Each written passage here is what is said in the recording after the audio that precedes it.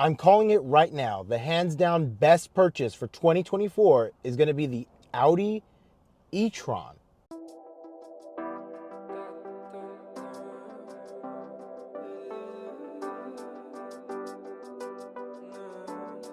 There are quite a few interesting cars coming to 2024. Some I'm not at all interested in, and some a lot of people are interested in. A car that strikes that balance in my mind is definitely the all-electric Lamborghini lowered SUV two-door. Now, whether a car like that's probably going to come out to about $500,000, causes excitement or indigestion, that's not what I'm here to talk about today.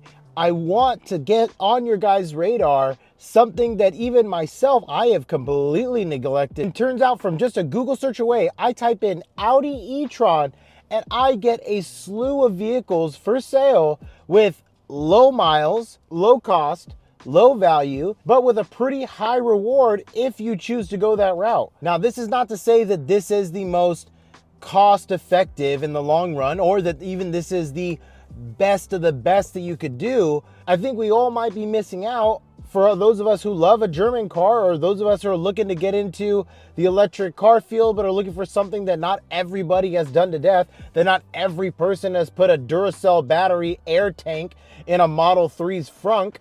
You're so dumb. You are really dumb, for real. We're looking for something a little different, something that we can maybe throw some parts at, something that we can kind of change and transform a little bit of what we're seeing out there with. And I think that could be done with the e-tron. If you're looking for a Porsche Taycan, $107,000, $130,000, $180,000, $200,000 car. Kevin, put the most, I don't know, spec out a Taycan S and put the most you could end up paying for one. If you put all the features together on a Taycan S, this is what you could be paying for it.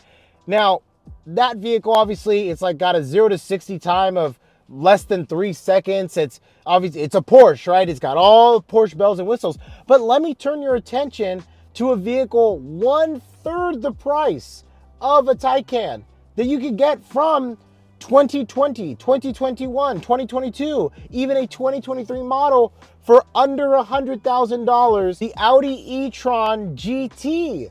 The Audi e-tron GT. I completely forgot about this thing, mostly because I hated it when it first came out. It just looked like a less angular BMW i8, which it amounts to the same thing, right? Because the BMW i8 is about probably $50,000 to $70,000. The Audi e-tron GT right now, used market value for about $76,000 average is from what I was seeing.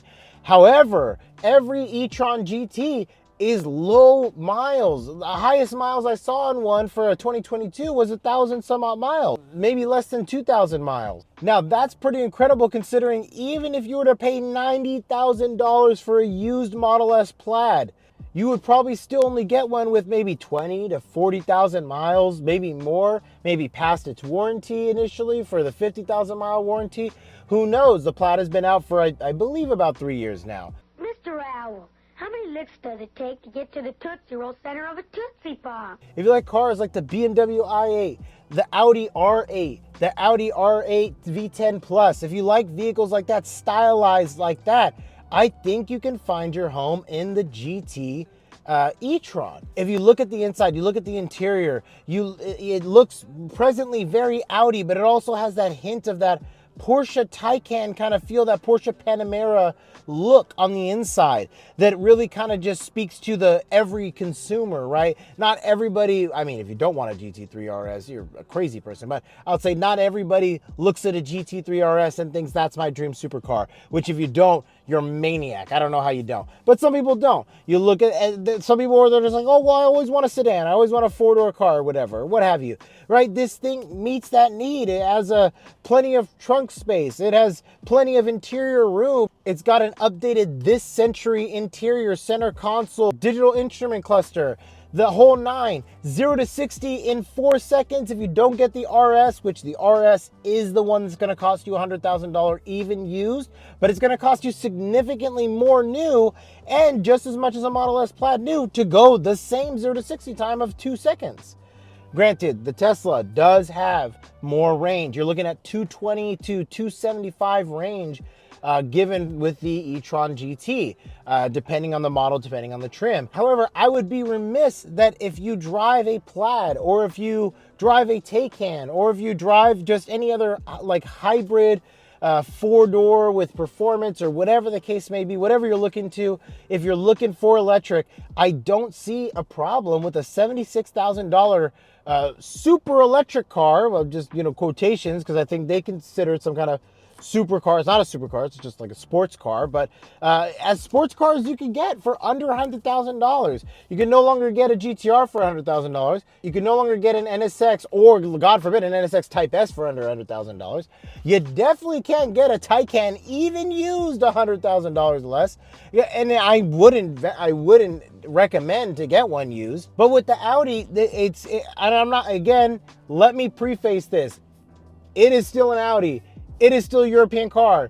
The maintenance will still be expensive for whatever maintenance there may be, for whatever electrical may break down, for whatever software concerns you may have. That may still be the case, but in the grand scheme of things, for such low miles, everything I saw was under 10,000. Everything I saw was under 10,000 miles, 1,000 miles for one e-tron GT, 800 miles for another. It is mind-boggling to not at least consider it. If you really are not settled on what you're going to be buying for electric, buy an e-tron. Stop it. Get some help. The e-tron GT, not your style. You're more of a family person. You're more like going a little bit rugged. You like throwing a lot of stuff in your car. You throw stuff in your back seats. You throw stuff in your trunk. You're like me. You live in your car, so you need room. You need space. I need enough room to fold down seats to put an air mattress. I get it. That's not going to work with an e-tron. I'll tell you what it can work with: a regular e-tron. I don't think it's e-tron Q8, whatever it is, whatever the hell it is. It's the e-tron Premium Plus, whatever it is. You'll see it here. You'll see it. You'll see what I'm talking about. But if you just type in any Google search for sale, Audi e-tron for sale, it's the one that's being sold everywhere. Now, I didn't do any research because I'm not intelligent, and I did not prepare for this video at all. What?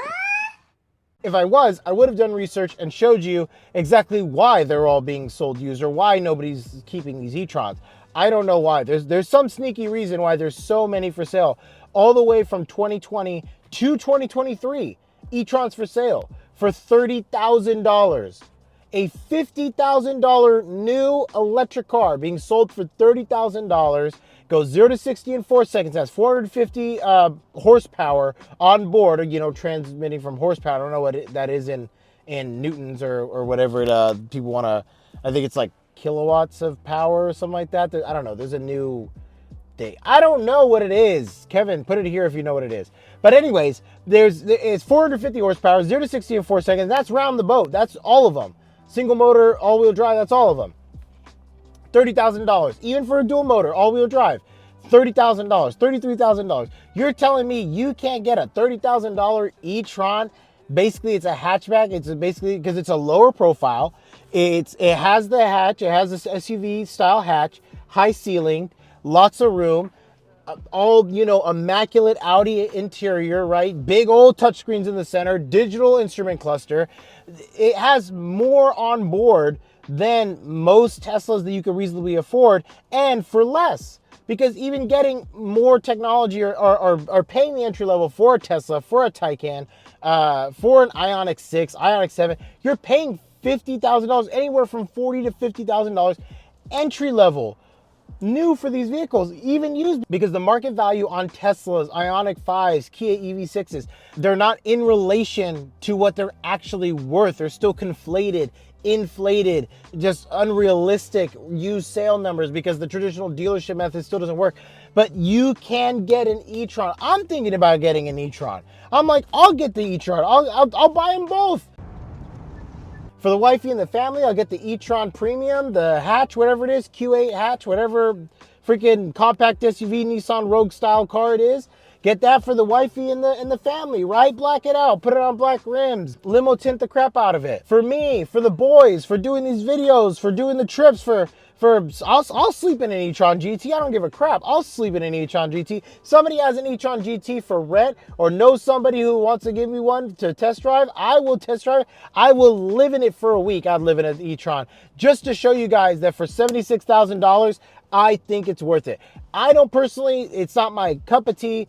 It's not my overall what I love in a car, and I like good value if it gives you one of three things. If it gives you a good performance, so if it's high horsepower, high adrenaline, high octane, if it gives you good luxury, so it has all the bells and whistles, it's comfortable, it's efficient, it's good, or if it meets your basic needs of transportation, right? So if it's a good value, meets your basic needs of transportation, that means that you didn't pay as much as you should have paid for it, or you paid reasonably less, but it doesn't impact your ability to transport yourself. And it doesn't do that because it's an electric vehicle, so it doesn't impact your ability to transport yourself with how efficient it is, being the fact that it is an electric vehicle, so no gas, and you're underpaying on the value of the vehicle for a $50,000 to $70,000 car for the e-tron Premium or for the e-tron SUV, compact SUV.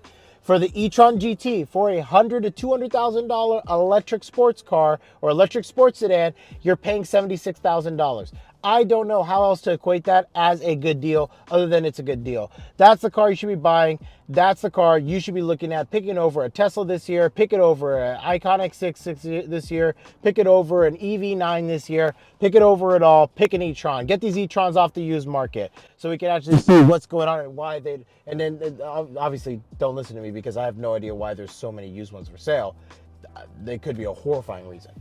Anyways, rating the e-tron GT out of 10, I'm gonna give the e-tron GT used for the value, for the performance, for the style, for the efficiency. I'm gonna go ahead and give it a 6 out of 10. 6 out of 10 because it's a good value. 6 out of 10 because, again, it gives you just a little bit of performance with a sleek design. Nobody's got them on the road, so you got that uniqueness back it. The only reason I'm deducting 4 points giving it out of 10 is because me personally, I just don't really like the design exteriorly, and I'm not a big fan of electric cars. I just prefer gasoline, but that's my personal opinion. It might rate higher for you, and if I was going from pure electric standpoint, I'd rate it 8 out of 10 if you like the design. Then I would say for you, it's almost a perfect pick. The e-tron compact SUV or e-tron Premium or e-tron Plus, whatever it is, whatever it's called, I still don't know what the differentiate, because one's the GT, which is the 4-door. I don't know, they don't name them right. They just e-tron Q4. I'm not sure. Let's call it the e-tron Q4 because it looks like a Q4. It's about the size. It's not a Q7 or Q8 size, or Q8 size, I'm sorry. So like an RS Q8, it's not that fully loaded SUV size, more that compact SUV. So let's call it the Q4. So out of 10 for the Audi e-tron Q4, let's say, I'm definitely going to give that one a slightly higher rating, give it a 7 or 7.5 out of 10, mostly because the utility's there of an SUV. It's got passable enough range. What did I give it? 7.5 out of 10? Yeah, 7.5 out of 10. I like the design, honestly. Audi SUV designs don't really shift that much if you look at it, or if you look at it here. There's one passing by right now, actually. You'll see it. There it is. Whoa! It is. How about that? Q4. It is a Q4. So that's the one that's for sale. So I don't know if, but again, Kevin will have showed you a bunch of images already of it. Are you sure about that? You've been seeing it throughout this video and you just saw it again right now. It's got passable range. It's got plenty of space. It's got everything you need for the wife and the kids, or even for you if you want to drop it down low and then ride this luxury compact SUV everywhere. That's cool too. You want to ride it dirty in an SUV? That's cool. Big wheels, lower to the ground, air suspension, all that good stuff. A little bit of a little bit of aero, a little bit over fenders, whatever it is.